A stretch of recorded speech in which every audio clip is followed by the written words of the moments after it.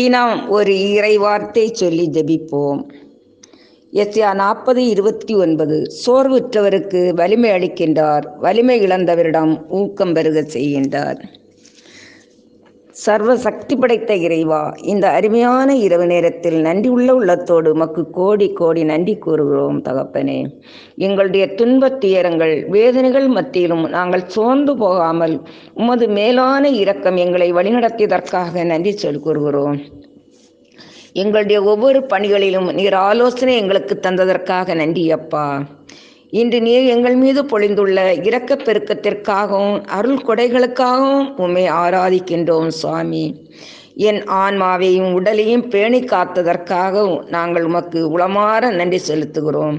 நாங்கள் ஒவ்வொருவருக்கும் நன்றி மறக்காமல் உமது அன்பிலே என்று நிலைத்து வாழ அருள் புரிய வேண்டும் என்று இயேசுவின் இனிய நாமத்தில் ஜெபிக்கிறேன். ஆமேன்.